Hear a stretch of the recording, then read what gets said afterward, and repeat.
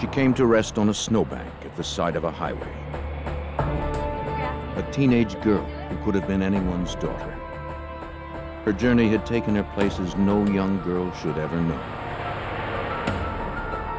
But finally, it had brought her home to a small Pennsylvania town she'd never seen before.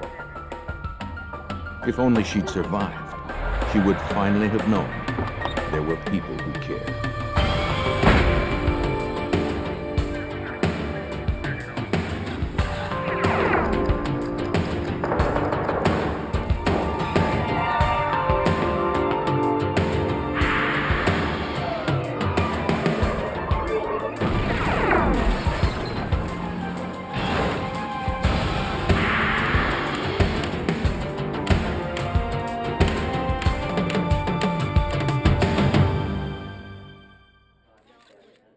She appeared on the highway in the spring, a young woman, her life cut short, her past and her identity a mystery. Only by finding out who she was could we ever hope to find her killer. I'm Jim Kallstrom, former head of the FBI's New York office. The highway gave the killer a quick and easy escape route, but the trail the FBI used to pursue him was twisted and long. We hoped it wouldn't be a dead end.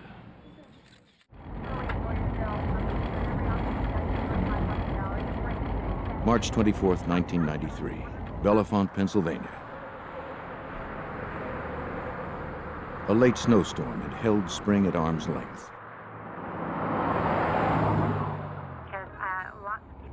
On his way to work, a motorist drove down a quiet, snow-lined roadway. But something on the roadside caught his attention.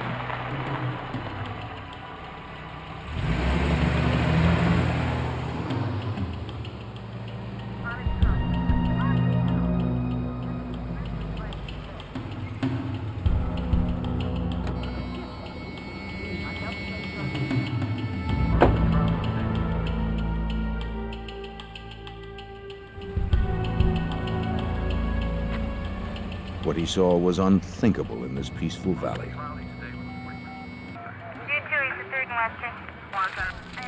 Pennsylvania State Police were immediately called in.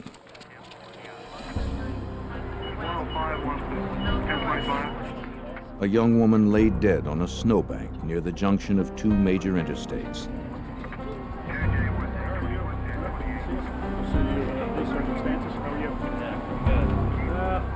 What do we got here? The county coroner determined the girl had died before she was dumped there. She was wearing only socks, panties, and a sweater. And she was young, high school or college age. But perhaps most disturbing, there was a rope knotted around her neck.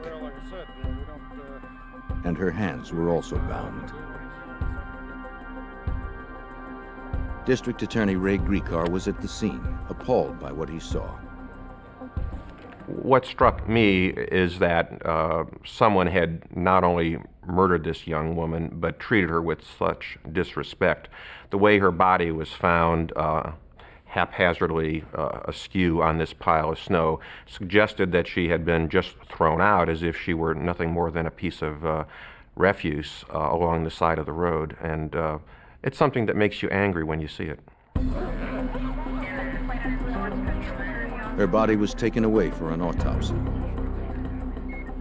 Soon word of the crime began to spread in this close-knit town of 7,000. It was the first homicide in Bellefonte in 13 years. Like District Attorney Gricar, the townspeople were shocked and outraged.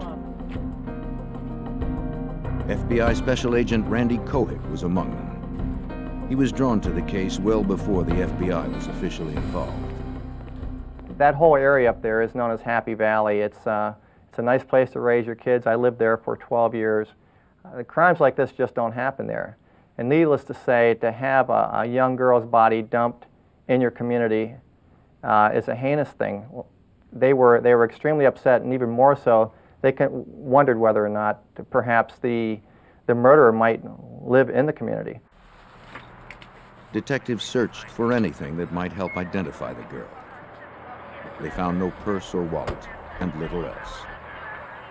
And I remember commenting to Trooper Madden that morning that he would be very, very fortunate indeed if he was ever able to even identify this young woman, let alone figure out who murdered her. Trooper Madden of the Pennsylvania State Police would be lead investigator. There was a slight indentation into the snow, about 6 inches, where the body itself looked like it had been dumped off of some type of object, be it a truck or vehicle, into the berm of the snow. Madden surmised the vehicle had been a truck with a cab fairly high off the ground. Tire tracks nearby would prove him right.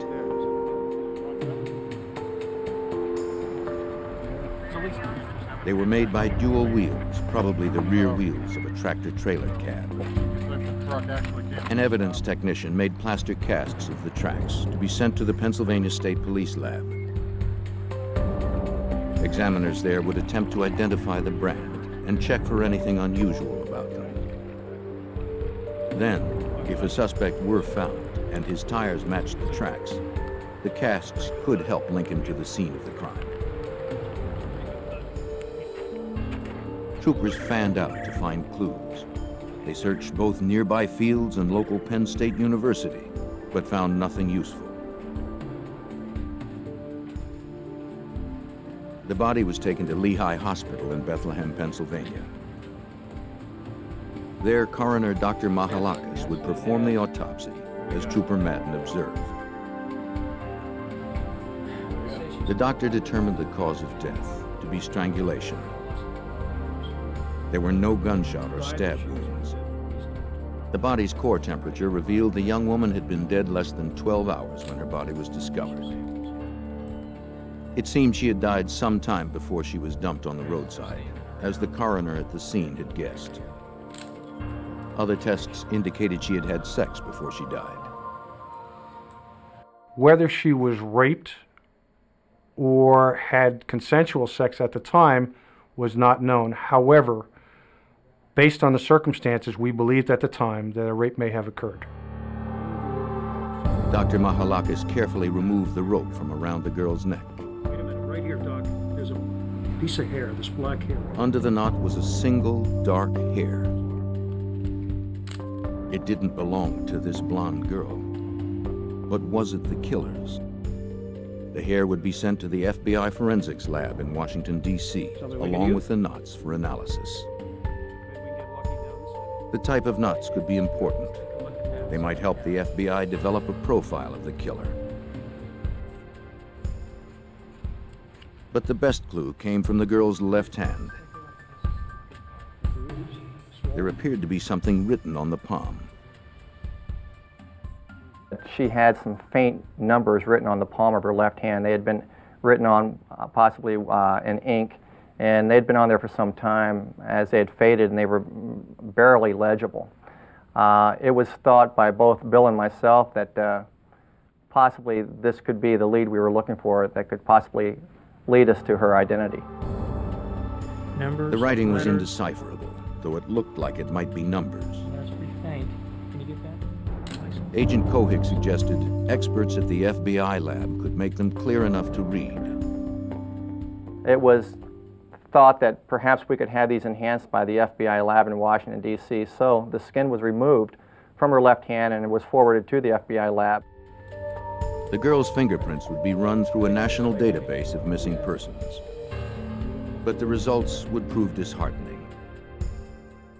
Checks were made with her fingerprints through the AFIS system, which is a national system of checking fingerprints. They came back negative. Checks were also made using descriptors of the body and characteristics of the body, and that also came back negative. So we had no record of a person missing that matched this person we discovered.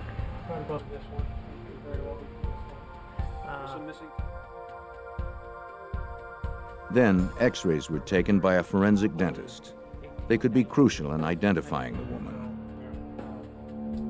If a tentative ID were made and these x-rays matched those taken when the woman was alive, they'd confirm her identity.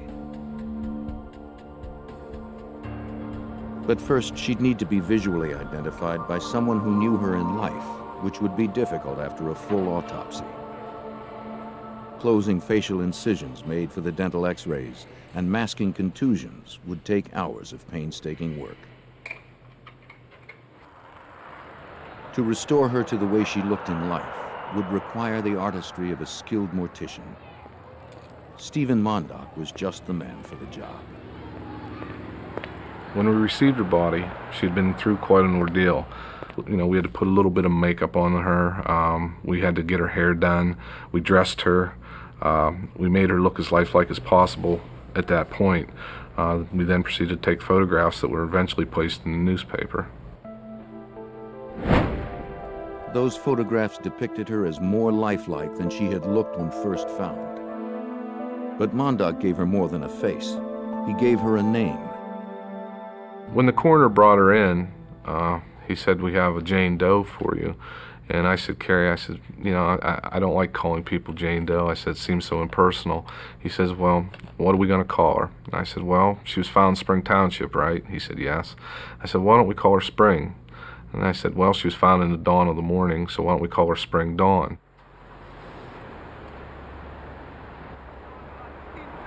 Mondock's caring work gave investigators exactly what they needed. They showed photos of the girl to dozens of truckers at local truck stops, restaurants, and gas stations. Some offered the names of people the girl resembled. Her young face struck a chord of recognition in many who saw it. Notices in local papers and on flyers also generated leads.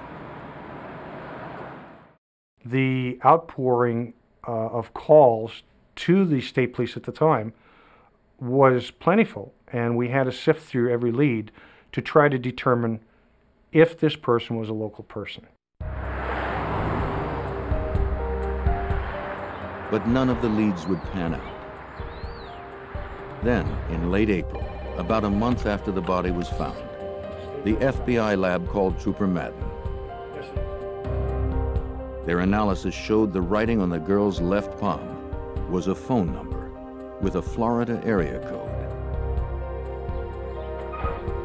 Madden found the number had been disconnected, and he began to wonder if the area code itself was wrong.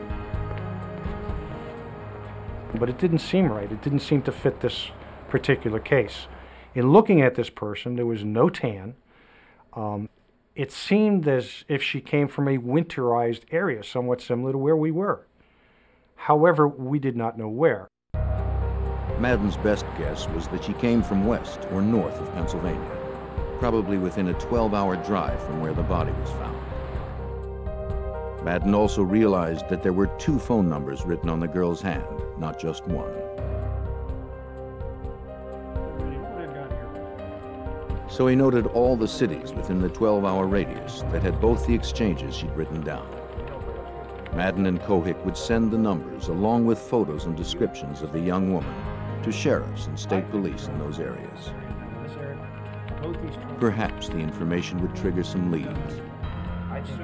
As they worked the case, the people of Bellefonte followed each new development, offering help and support. There was a genuine showing of affection for this person and concern. I guess you could say she was posthumously adopted by the community of Bellefonte. And even though we were very quickly able to ascertain that she was not a local resident, there was still a very strong sense of she is someone that we cared about. As spring bloomed for Bellefonte, the girl remained in people's thoughts. Her story touched everyone, especially Madden and Kohik. These colleagues and longtime friends could not stop thinking about her tragic death and trying to solve the case even after hours. You can't let the town down.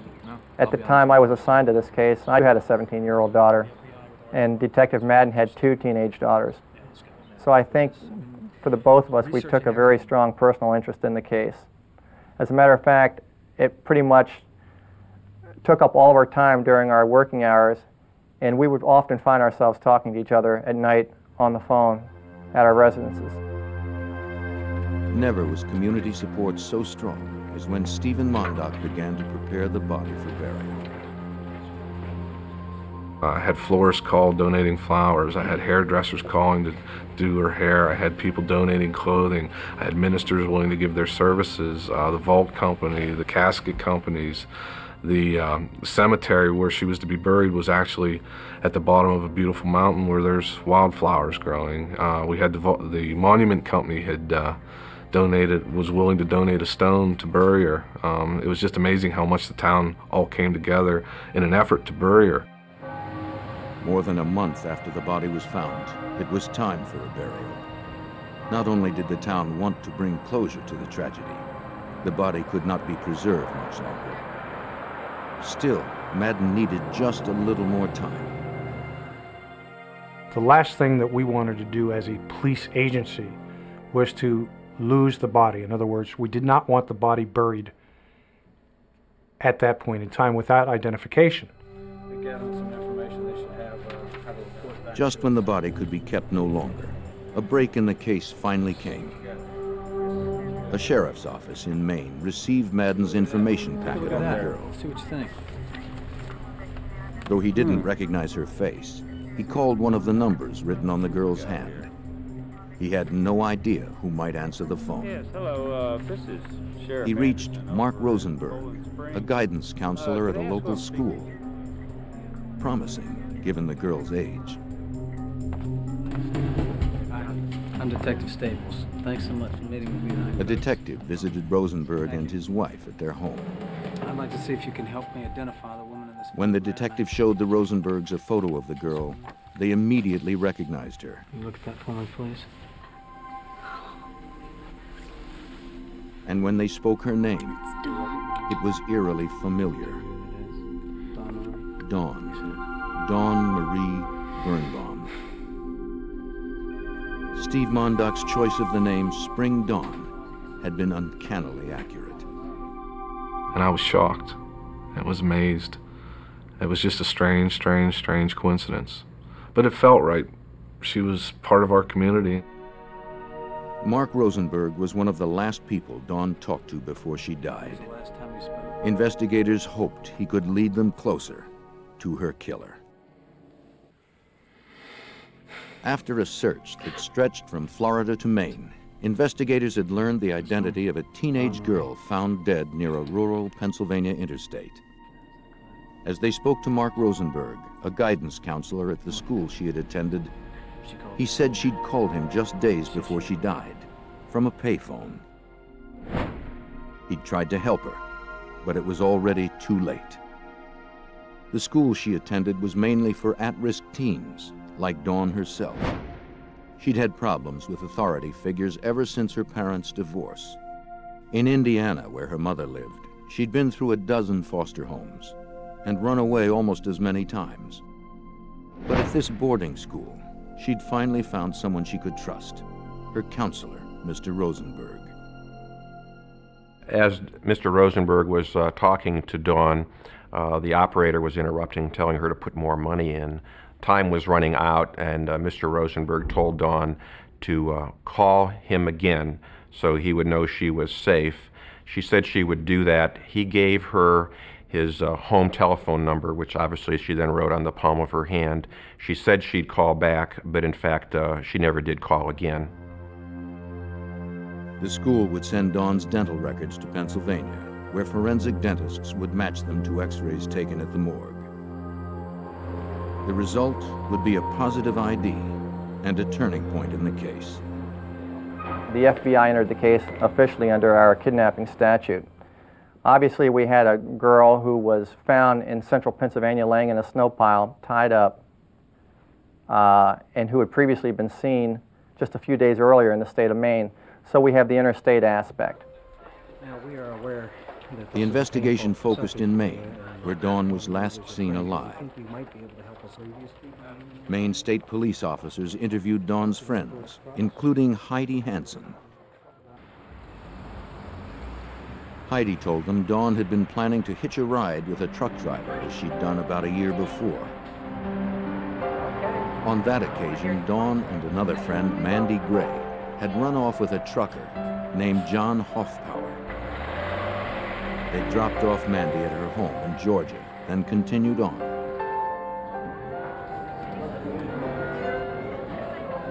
What had started as a ride became a relationship.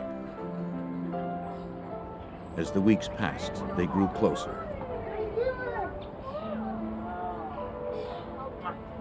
And the woman of my life, Dawn. She's been waiting weeks to see you. Hoffpauir took Dawn home to meet his grandmother. They continued to travel together, driving his routes. No one knew exactly where they'd gone or what they'd done, but Dawn spoke fondly of her time with Hoffpauir. They'd enjoyed each other's company, and he had treated her well. It seemed one of the few happy times in her troubled life. Then, about a month after Dawn was last seen, the truck was pulled over by police in a random traffic stop. An officer demanded Dawn get out. She complied.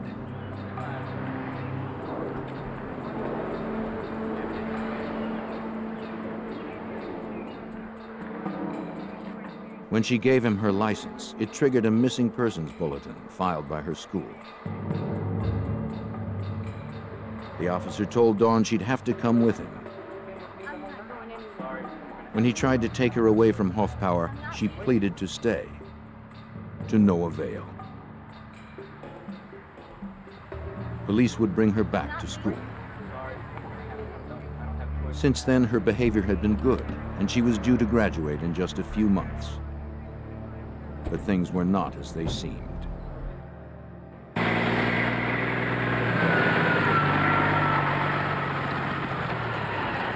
Apparently, Hoffpauir was still in love with her, and maybe she with him.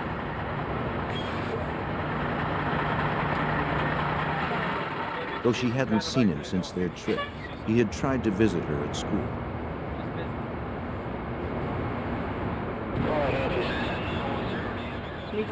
Listen, I'm sorry, you can't get in here. But security guards had kept him from entering the grounds. You got no clearance to come in here. Not having heard from him in a while, Dawn now told friends she was going to look for Hoffpauir and run away with him again.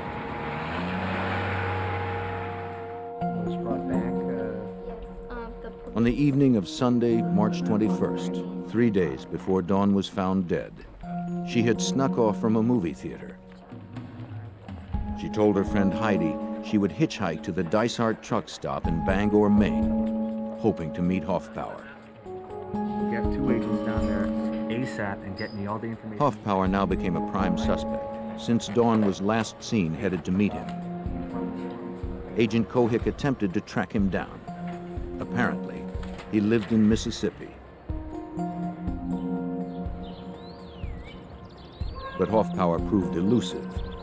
The closest relative agents found was his grandmother, who lived in Emery, Mississippi.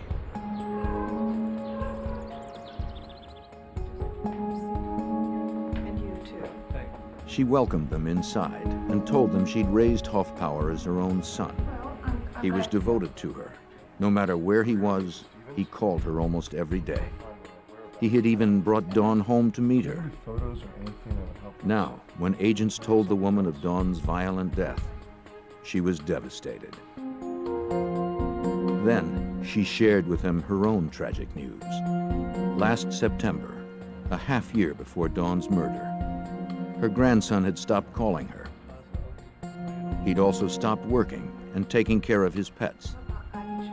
He'd left his wallet in his house and disappeared. His grandmother believed he was dead, though his body was never found.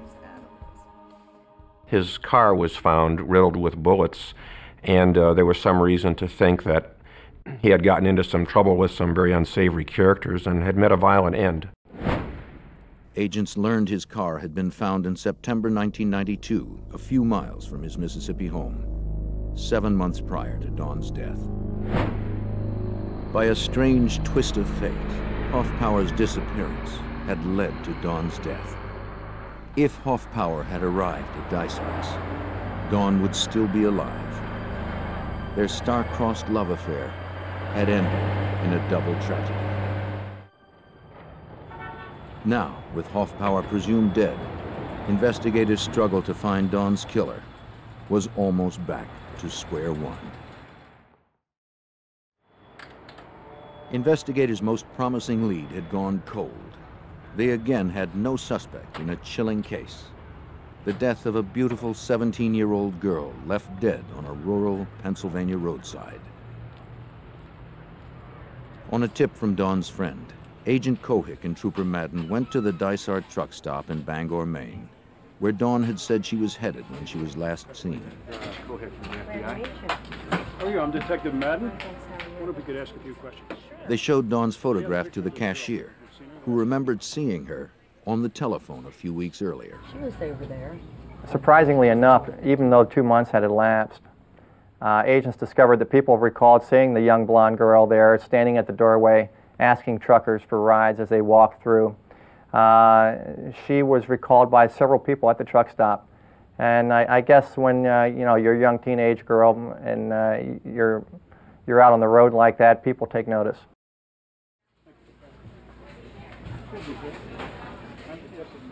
It seemed obvious this was where Dawn had made her last phone calls. This cashier's desk, where a trucker would pay for fuel, was only about 15 feet from the bank of pay telephones which Dawn had used to make calls back home and down to the school. So it was easy to visualize how an encounter would have occurred between Dawn and a trucker. Agent Kohick secured a federal grand jury subpoena for the telephone records. Got a problem? Yeah, we have a lot of problems. Going through them would be a painstaking task, but it was the most promising option in a case fast running out of leads. Mandy, her girlfriend, right? Mandy Gray. Some of her other girlfriends? The people Dawn had called might know where she had been going, or who she was going with. You got it. ASAP. The phone records confirmed Dawn's call to her guidance counselor, Mark Rosenberg, in Maine. They also revealed she'd phoned other friends. It seemed her last call was at 10 a.m. to Mandy Gray, the girl who'd traveled with Dawn and Hoffbauer. A state trooper visited Mandy at her home in Georgia. Mandy confirmed Dawn had called her from the Dysart's truck stop. Dawn said she'd gotten a ride to Dysart's from a friendly trucker who'd given her money for food when he'd dropped her off. Mandy said her friend had been disappointed that she hadn't found Hoffbauer there. She seemed to have no one else to turn to and nowhere to go. If she headed toward Indiana, where her mother lived, she feared authorities would be looking for her. Based on the conversation she had had with her girlfriend in Georgia, Trooper Madden and I reasoned that she had obtained a ride with a truck driver from Dysart's truck stop. At that point, I decided it would be best if we attempted to identify who may have stopped there for gas over that several-day period. And so I had a federal grand jury subpoena issued for all the receipts from the truck stop for approximately a 4-day period surrounding when Dawn was last seen there. Meanwhile, Trooper Madden obtained receipts for the 3 truck stops closest to where Dawn's body was found in Pennsylvania. They hoped that whoever had given Dawn a ride had bought gas in both places. It was possible. The distance from Bangor to Bellefonte is just over 650 miles, but not probable. A big rig can easily travel 1,500 miles or more on a single filling. Undoubtedly, it was a long shot, but Kohick and Madden nonetheless began the painstaking task of scanning thousands of gas receipts. Over approximately the next 4 weeks, I compiled the receipts from Maine and from Pennsylvania and ended up with 2 separate lists. After comparing one list against the other, I noticed there was only one match on the entire list of several thousand names. The name was James Robert Cruz, Jr. Cruz had bought gas on the morning of March 22nd at Dysart's truck stop, just as Dawn was talking on the telephone 15 feet away. 3 days later, he gassed up again in Milesburg, Pennsylvania, just a few hours before Dawn's body was found nearby.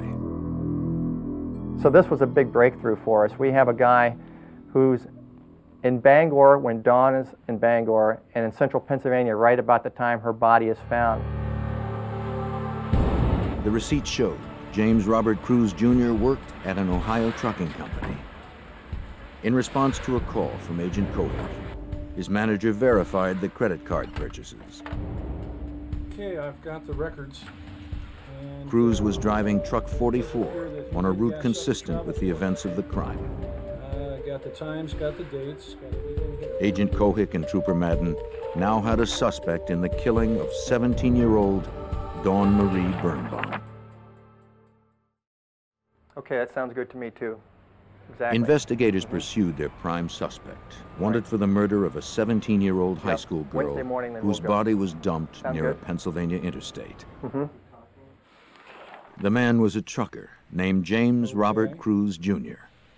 His manager told the FBI he was a model employee at an Exactly. Ohio trucking company. This is the file that we're But looking investigators found he had a dark for. past. Yeah, it turns I had a criminal history check run in the next few minutes and was able to determine that he had a rather lengthy criminal record. Most importantly on that criminal record was the fact that he had been in the U.S. military, and while in the U.S. military, he had been convicted of attempted murder via strangulation and had served time in Fort Leavenworth for that conviction. His military records gave investigators another key fact. We found that his blood type was A positive, which fit him into the small portion of the population which would be a possible source of the seminal fluid found in Dawn. It seemed investigators were closing in on their suspect. There's only one thing left that we could do to further attempt to identify whether he might have been the individual responsible for this murder, and that was to make a determination as to what type of tires he had on his truck. At Agent Kohik's request, an Ohio FBI agent inspected the tires on truck 44 while Cruz was on the road in another rig.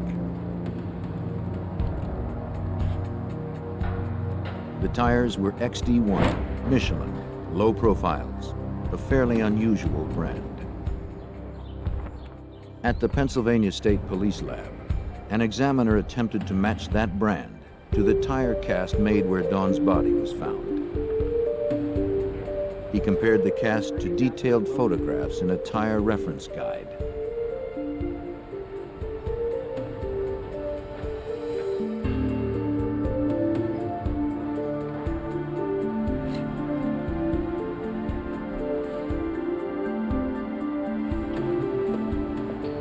They matched. Another breakthrough in the case. So we had a match on the tires, we had a match on the blood, we had the fuel slips. This, at this point, according to the United States Attorney's Office, was sufficient to put together a search warrant to search Jim's truck and to also perhaps take blood and hair samples from his body for DNA analysis.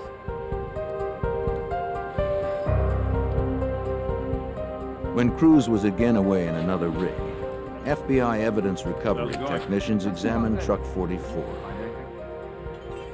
But if Dawn had in fact been in this truck, it would have been at least 2 months ago, so investigators didn't expect to find much. The fact that the truck was exceptionally clean didn't make them any more optimistic.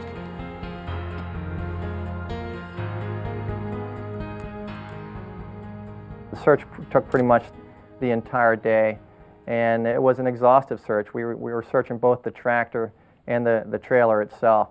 There were over 300 pictures taken of the tractor trailer. But nothing turned up. An evidence technician was about to declare the search complete when something caught the investigator's eye. And I looked at the passenger door and noticed that at the bottom of the door there was a piece of carpeting. And upon closer examination of the carpeting, I noticed one single blonde head hair interwoven in the fibers of the carpet. You see something?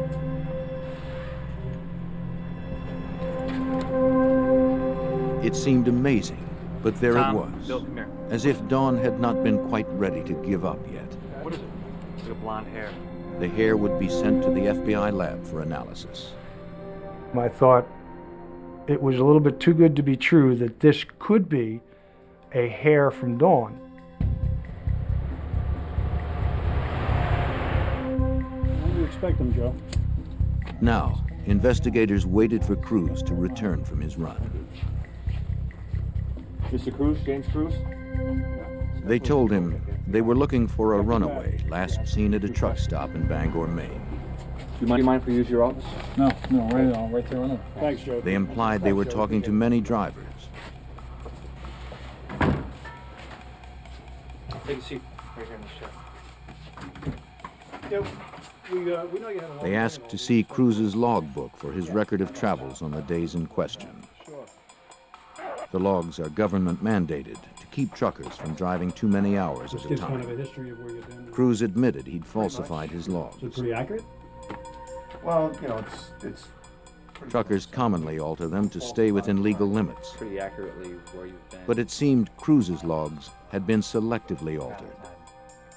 But the one thing we noticed was that the misrepresentations in the log seemed to occur just conveniently when the fuel was purchased in Pennsylvania, also when the fuel was purchased in Dysert's.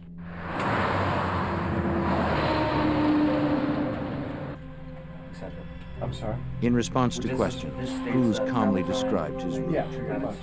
But when asked if he fueled up between Bangor and Pennsylvania, he said he didn't have to. The 240 gallons his truck could carry was enough for the trip.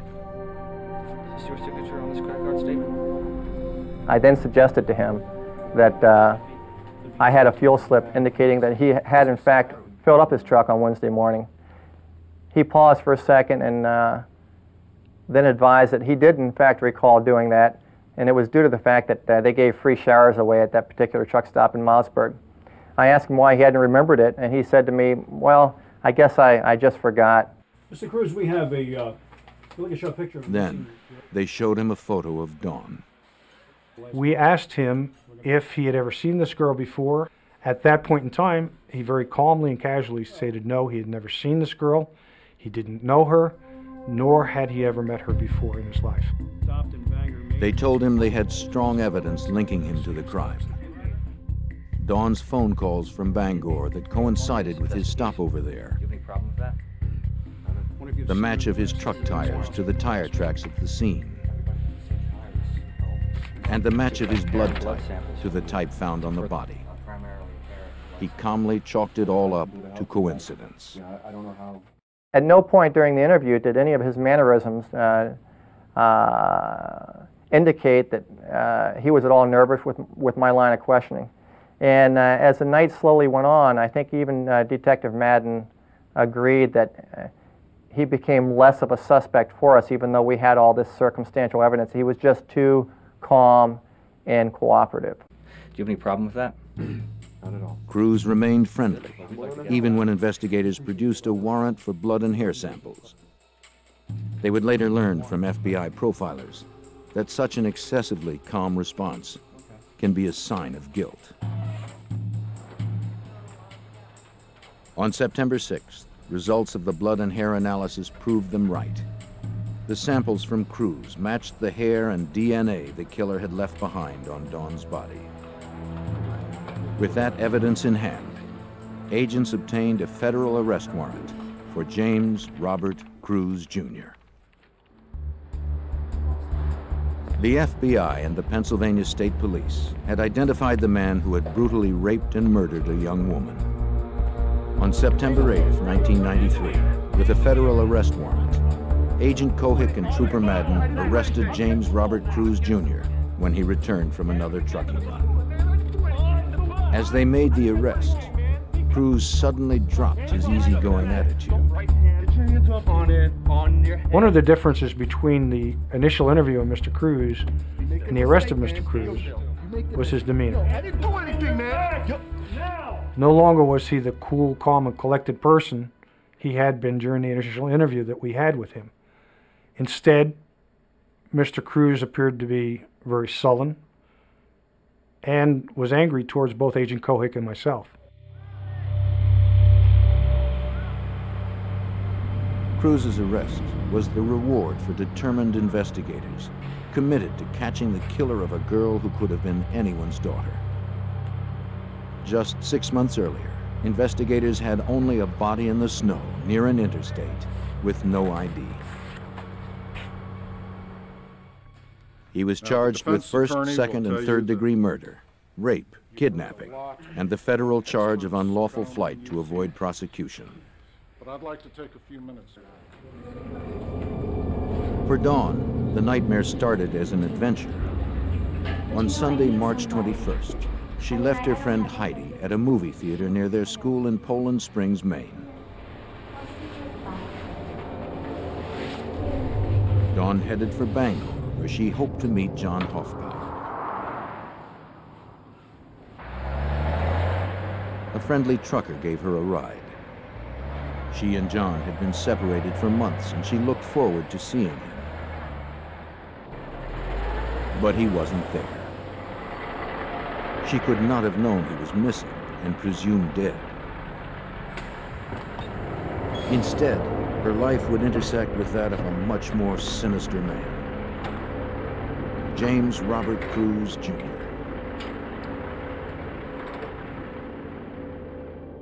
No, I'm okay. I'm fine.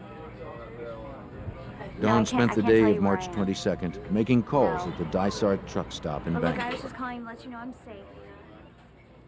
She telephoned friends, letting them know where she was and that she was safe. Okay. We'll just tell everybody I'm okay. I appreciate that. She also talked to her school counselor, Mark Rosenberg, to say she'd run away, but was fine and promised to call him that evening.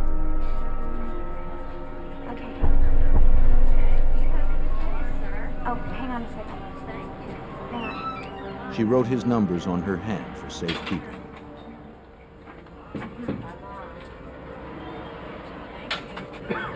When James Robert Cruz paid for his gas, he saw Dawn on the phone, just 15 feet from the cash register. Okay. All right, well, we'll keep in touch, okay? All right. Bye. Cruz signed the credit card receipt, billing the gas to his employer in Ohio. Okay. Cool out there. Yeah. Thank you. Bye-bye. Thank you.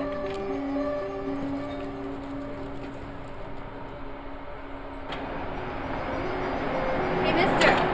Where you headed? Headed back south. Do you think you might be stopping in Georgia? Can I get a ride? Absolutely. Get in. Thanks. It didn't take much to convince him to give her a ride.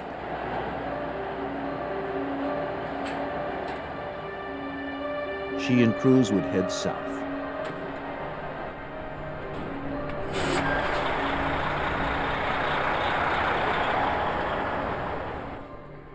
Prosecutors reconstructed the events that had led to Dawn Birnbaum's death.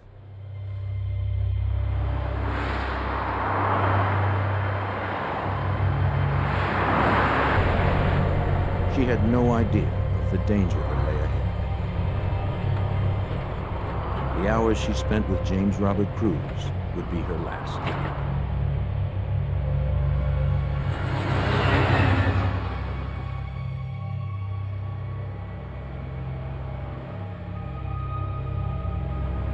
While Dawn prepared to sleep for the night, Cruz was still awake, falsifying his logbook.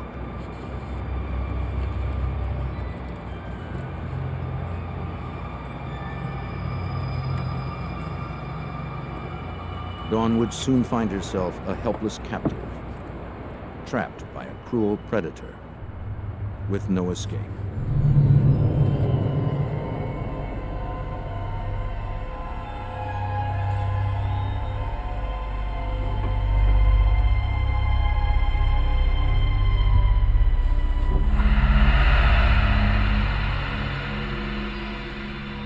Late on March 23rd, Cruz raped and strangled her, probably in the sleeping compartment of his truck. That's what it was.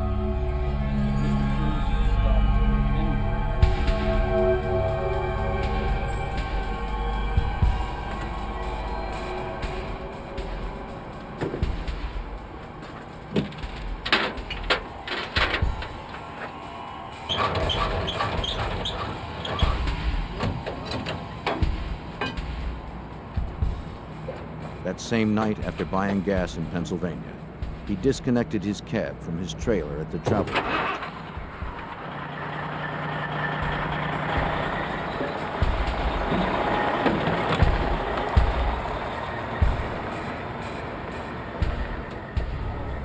He drove away, looking for a place to leave Dawn's body.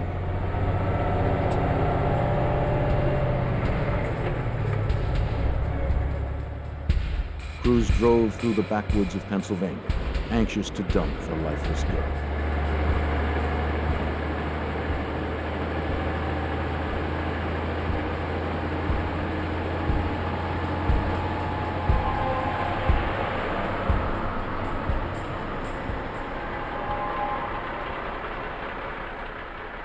In the wee hours of March 24th, he pulled over to the side of the road.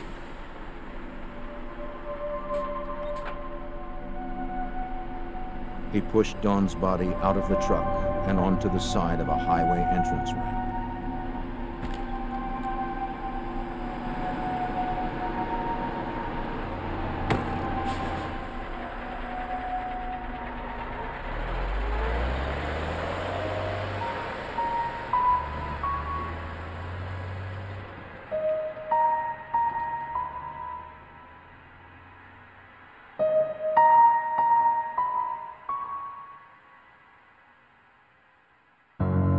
Chose not to. Cruz almost certainly believed he'd never be caught. That's what it was. And if not for dedicated investigators, advanced forensics testing, and plain good luck, he might easily have gotten away with murder.